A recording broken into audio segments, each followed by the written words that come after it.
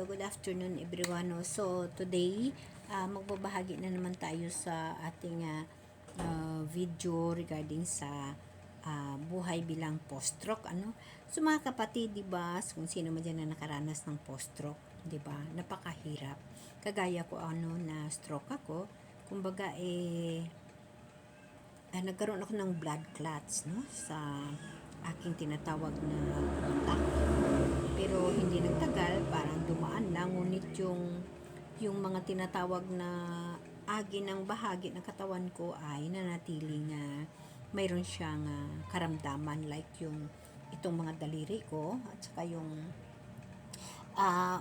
mula dito sa itong liig ko hanggang dun sa paa ko, yung something na mayroon siyang manhid, yun nga palagi sinasabi ng doktor natin o yung doktor ko na sign ko no yun ng tinatawag na uagi ng tinatawag na stroke, no?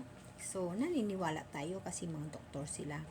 Ngunit, ito lang yung aking, ito ay tawhanan nga kabuhi na tinatawag na yung mga sakit natin dito, no?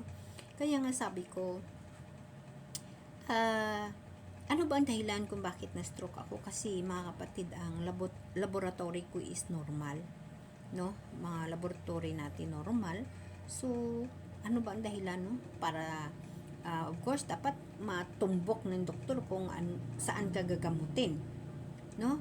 Dahil nung na-stroke ako, after na na-stroke ko is, anong nangyari, normal ang aking laboratory lahat. So, dahil normal, so, kasalukuyan na tinatawag na ang gamot mo is pangpababa ng BP or yung vitamin B. Kaya nga dumating sa punto nga since 2022 pa ako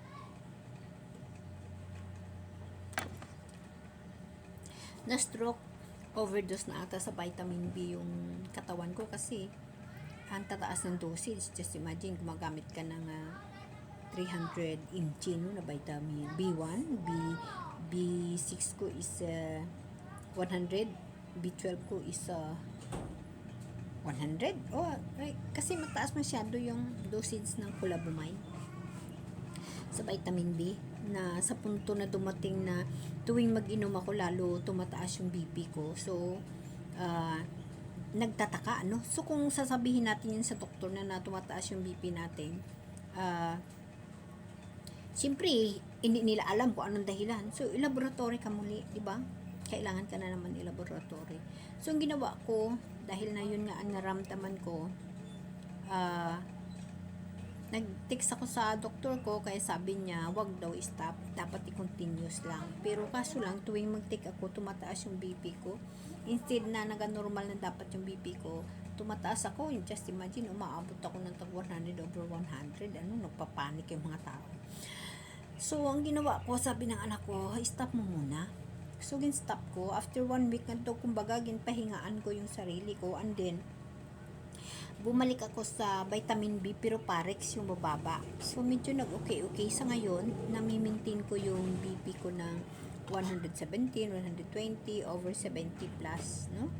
So, hindi nakagaya ng dati. So, naramdaman ko yung, yung sa katawan ko, kaya, na ibalik sa normal. Kaga of course nandyan yung panalangin, nandyan yung pagtitiwala ko sa mahal ng Diyos na ang lahat ng mga bagay na yun ay isa lamang sa mga tinatawag na ginigising din ako ng mahal ng Diyos. Kasi yung karamdaman mo, kumbaga, isa din yan sa pahiwatig ng mahal ka ng Diyos. Lagi natin tatandaan yan, mga kapatid. So, inspirasyon para sa mga nagkaroon ng tinatawag na stroke. Ito ko, mga kapatid, namamanhid ito. So, sabi ko, ano ba ang dapat kong gagawin? Bigyan ako ng neurology ko ng isang, dapat ipa-ultrasound ko itong liig ko. Kasi mga kapatid, ito sa liig ko. Ito, yan. Makikita nyo yan, nagasanting yan, mga kapatid. Wala yan kayo. Wala rin ako. Pero ito, konti na lang, mga kapatid, kung nakikita ninyo. Ayan, nagasanting yan. Unlike dito sa kabila, nga wala yung kapatid. Yan, wala yan. Pero ito siya. Ayan. Mayroon yan, mga kapatid. Nagasanting yan. So, itong tinatawag nga median nerve na parang something ganun, kasi required ako ng neurology ko na magpa-ultrasound. So, mga kapatid, napakamahal ng ultrasound. Doon sa 7,000. Tapos may ako ano-ano pa yun. So, hindi natin kaya yun, hindi rich, no? Kaya ang ginagawa ko, kusa ko na lang nagatherapy sa sarili ko. Noong bagong stroke ako, nagatherapy din ako magabayad ako ng 600, no, every session. So, dahil wala naman tayong pera, ang hirap. Ako na lang mismo. Everyday na ginagawa ko, naglalakad-lakad ako sa isang oras, no? Isang oras sa araw-araw. Tapos minsan, ginagawa ko, nagsasayaw ako, o nag-stretching ako. Tapos, ito ko, tingin ako sa mga video ng mga doktor na mga may naghihilot, no? Nandiyan sa TikTok, mayroon yan. Ito unti-unti yung mga pag-exercise, iba nga pinupost ko pa dyan, no? Unti-unti isang lumiliit, pero nandyan pa rin, what we call this, unti-unti isang lumiliit, ayan, masanting yan. Pero, of course, nandyan pa rin mga kapatid. Yan, nandyan pa rin siya. Pero, sige lang, kasi alam naman natin na mga pagsubok ng mahal na Diyos nandyan talaga, ano. So, kumbaga, ang naramdaman ko, matanong natin sa mga masisearch natin para matulungan natin yung mga sarili natin, kapatid, no? Kaya nga yung nararamdaman ko sa ngayon, sinasabi ko sa doktor ko na, Dok, pag kumain ako, parang namamanhid itong labi ko. Namamanhid dyan, yung parang may nagabiring o parang may anesthesia siya, no? Kaya sabi niya sign daw yun ng pagka-stroke ko. So tanggapin natin kung yun ang sinasabi ng doktor. Ngunit sa panatili kong pananaliksik sa sarili kong pagtulong sa sarili kong pagaling, no? Dito, no, namanhid ang right side ng labi at pag kumakain, posible itong konektado sa stroke o dati. Pero yun na nga, sinasabi ng doktor ko nga, yun nga, konektado daw ito sa tinatawag na pagka-stroke ko, no? Pero ganun pa man, sa sarili ko, may something mali eh. Hindi sa pagka-connected ng stroke sa sarili ko, kasi pag hindi naman ako magkain, wala naman, no? Wala naman. Kaya dati, sabi din ng doktor na basa ng result ng laboratory ko kasi CT scan ko, yung pamamanhid daw ng labi ko is dahil do sa traumatic tooth, no, pagbabunot ko. So parang lumalabas sa sarili ko nga, maybe tama, kasi noon nakaranas ako matagal na ng panahon na nabunutan ako ng ngipin dito ko. Yung na-trauma yung isa dahil yung ngipin ko ay gumanyan, hindi na x-ray. Kasi tuwing ibunot ng ganun ng doktor, sobra sakit, nadala ito. Tapos paiganyan niya, sakit din. Dulot paiganyan niya, sakit din. Kaya anong nangyari, almost 1 hour kaming naghihirap na talagang gumaganyan ako, mga kapatid, na ito na puwersa ito. Kaya sabi ko, isa ho yan sa dahilan, sa tingin ko lang, hindi ako doktor, pero isa ho yan sa dahilan kung bakit na parang naiipit or nadadamage dito ang aking liig. Plus na nakaranas pa ako ng 18 years old ako na itong stall, nakaupo ako, nakakabit ako ng ganun. Pagkakabit ko, nag-move itong stall. Pag-move ng stall, nanatili ako nagkabit na humawak ako doon sa bubong. So, yung katawan ko na ito, bali, nawayway yung buong katawan ko. Ang isa lang itong namumuros. So, kumbaga, parang napisik yan dito. No? Parang something na umiba yung dito ko. So, ang tagal-tagal ko na pahilot. Ang tagal-tagal na pahilot na nangyayari. So, hanggang sa na-stroke ako, no? So, dahil na normal naman ang laboratory ko para sa akin, parang hindi ako doktor, pero sa tingin ko nerves problem ako, or yun tinatawag na hindi yun ang tinatawag na ano ata dito, may naipit ata ako dito, no? Ito sa liig ko, yun ata ang pakiramdam ko, may naipit. Yung hindi sakit sa pagka-stroke ko, or may term kasi yun, no? Sa tingin ko may naipit ako dito na ugat na kumbaga hindi maayos ang daloy ng aking dugo, no? So, sa ugat na naipit sa liig, pati daliri may nabnis. Yun, ganun daw yun. Lahat ng laboratory ko normal naman. So, bakit ganun, ano? So, parang may idea ako sa sarili ko, no? Ang tawag sa mga ganito sigurong sakit sa sarili ko ay cervical o ano tawag nito? Radiculopathy. Naipit na ugat sa liig. Kaya nga siguro required ako ng CT scan, no? Pero ang itong pananaliksik ngayon sa sarili ko lang itong ideya para makatulong sa akin, ano, kasi wala naman akong perang pangpagamot, ano. So, hindi ito stroke, no? Hindi stroke. Ito ay nerve compression sa liig mo. Yun, no, sa sarili kong pananaliksik, no. Na pwedeng dahil sa edad o posture or dati pang ipik sa pagka-pilay ko, ano, or sa pagpabunot ko ng ipin. So, yung liig kasi natin, main highway ng lahat ng nerves papunta sa mukha at kamay, no? Kaya, ang ugat sa liig, saan man pupunta, nakakaramdam ng lahat, no? So, hindi natin alam yan kasi hindi tayo doktor. Pero dahil na ako mismo nakakaramdam, nandito ko ay nagaano ito, nagasanting, tapos pag mamigat yung buong katawan ko, sobra bigat yan. Tapos pag i-exercise ko, nakaka-relieve ako, no? So, namamanhid ang labi, sa tuwing kumakain ako, yun siguro dahil gumagalaw ang liig ko. Tuwing magnguya ka, ganun gumagalaw. Pag hindi ako wala rin kasi hindi rin gumagalaw. Kaya siguro sa nerve talaga, no? Ugat sa liig, no? Kaya nakaramdam ako ng tawag na pamamanhid, no? Kasi ngumunguya tayo, gumagalaw ang panga at liig natin. Kaya nakakaramdam din ako. Kaya pag ganito lang ako lagi, okay yung pakiramdam ko. Pero pag maganon, talagang mabigat. Kaya ganun na lang ako. Kasi may naipit dito, no? So, parang tinatawag kasi yun na ang ugat natin ay parang may tinatawag na ang parang hose yun. Hose hanggang dito sa ang liig ko na ito. Parang may ugat siguro to na hanggang dito ko kasi kaya ito namamanhid dito hanggang dito ko. Hanggang dito ko. Yan, dito. So, ang ginagawa ko araw-araw, naglalakad na lang ako, no? Tapos, yun, nag-exercise kasi wala naman tayo pang MRI kapag mahal-mahal, mga dosis siguro, 12,000 siguro yun. Kaya yun lang ginagawa ko, nag-iingat na lang ako sa pagkain, tapos nag-exercise, tapos naghinto ako sa vitamin B ko kaya mukhang overloaded na ang katawan ko sa vitamin B. So maybe mga Miyerkules magpunta ako sa doktor ko para magpa-check up muli, no? Kasi tinanggal ko na yung napakataas na dosage ng vitamin B ko kag nag-inom ako ng Parix na mababa, no? So, yun ang tinatawag na ang muscle weakness pagkatapos ng stroke ko, isa yun sa mga dahilan, hindi na sunusuport ang buto sa liig, kaya dumidikit-dikit at naipit ang ugat, no?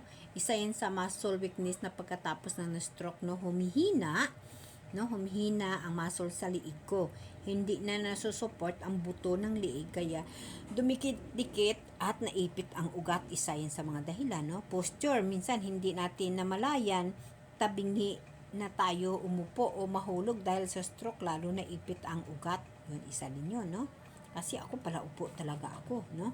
Tapos, arthritis sa liig, normal sa edad na 60, pero mas mabilis ang mga na-stroke kasi kulang na galaw dati.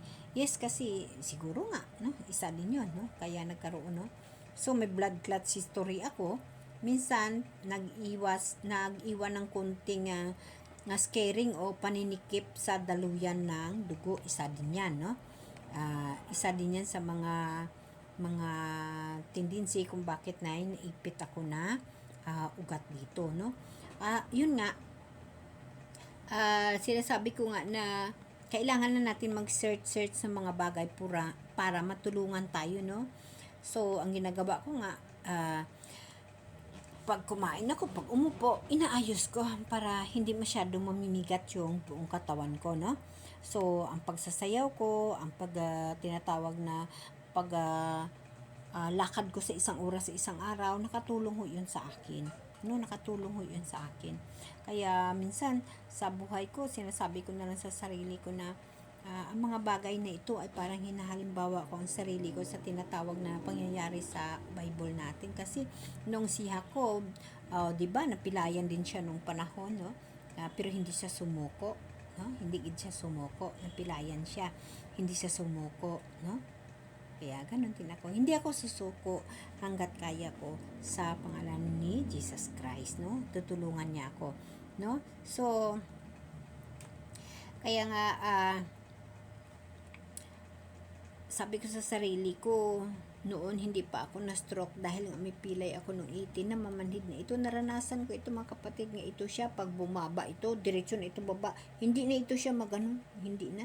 Kumbaga, noon pa lang, no, mga 20 sa ating edad ko, may diferensya na yung nerve ko. Ngayon gagawin ko niyan mga kapatid, ganyan ko, gapisik yan mga kapatid. So, ibig sabihin, noon pa lang noon, may problema na yung nerve ko. Yun na yung mga epekto ng pagkapilay ko, no. So, kaya nga, yung x-ray ko, nagkaroon no ng slight curvature. Doon ko na unawaan kasi nakalagay doon sa x-ray ko na magin x-ray kasi ako noon na nagkaroon ng slight curvature, either inborn, no? So, ibig sabihin, parang ganun, baka pagkatao mo. Kaso, healthy ako pagkatao ko, normal. 18 years old ako kag na kakabit. So, alam ko na nangyari yun dahil sa aking tinatawag na pagkabit nun, no? Sa sobrang bigat ng katawan ko, hindi nakayanan ng kamay ko. So yun na nga, no? Dito ko na realize, no? Kasi, yun na nga ang mga sinasabi natin, no? Na, tayo nakatira sa sarili nating katawan, kaya alam natin yung mga, dapat. Kasi yes, doktor, napakagaling ng mga doktor natin, pero sa tagal na tagal, yung mga gamot kabay, nagabigay rin ng sakit sa atin. Yun ang nangyari sa akin, parang na-overdose na ako sa vitamin B ko, kaya sa Wednesday, pupunta na ako sa doktor ko, kasi ginstop ko yung pinakamataas na dosage na Colavumine, nagpunta na lang ako sa Parex na maliit ang dosage. So, sa Wednesday, pag may pamasaya ako, pupunta ako sa doktor, no? So, ang x-ray ko, nakalagay kasi slight curvature. So, inborn or possible na nga congenital, no? So, mga kapatid, ang tinatawag balang cervical scoliosis or congenital torticollosis. Yan ay ibig sabihin, ipinanganak kang may konting tabingi na buto ng liig o gulugod. So, alam ko naman hindi kasi napilay na ako nun. So, hindi inborn, no? Hindi inborn. So, tapos nang nagka-blood clots ako, lalo pang na-trigger at lumala. Tama o yun, no? Kaya ngayon, namamanid ang labi mo at daliri. Tama, di ba? Tama. So, hindi, minsan hindi nakikita, tama o yun, hindi nakikita ng doktor sa x-ray yung mga ugat, no? Kasi ang x-ray natin ay buto lang yun, no? Sa ugat at laman at muscle sa MRI yan. Kaya, hindi ba, sobrang mahal ang MRI, hindi ko kaya yun. Kaya hanggang ngayon, nagtitiis tayo, no? So, normal ang dugo, puso, utak, normal. Kaya, sabi nila, wala naman akong problema kasi normal nga sa aking ang laboratory. Pero sa x-ray ko, yun na nga, hindi nila nakikita yung mga symptoms dahil slight tumama sa ugat. Pero grabe ang sakit at manhid. Totoo yun mga kapatid. Pag magmanhid ito, grabe. So, kailangan mong specialista nga doktor. Wala ho tayong ganun. Diba mga kapatid, hindi ko kaya, no? So, laban lang tayo sa buhay. Laban lang, no? So, kaya nga sabi ko, humihingi ako ng mga advices sa tinatawag sa mga doktor nga mga nanghihilot. Kaya dyan ako nakakuha ng mga idea kung paano ko ilabanan, no? Yung pag-exercise sa nerve. Ito kasi mga kapatid, sobra ito dati. Lagi dito, tapos sobra sakit yan. Tapos nagadikit yan dito ko, sa dibdib ko at saka dito ko. Ngayon medyo na kasi nga may ginagawa akong mga exercise. Kaya yon mga kapatid, Maraming salamat, Sana tayo ng mga post-stroke, laban lang tayo. Huwag natin kalimutan lagi na ang mahal na Diyos ay lagi nakasama natin. Okay? Amen? Amen.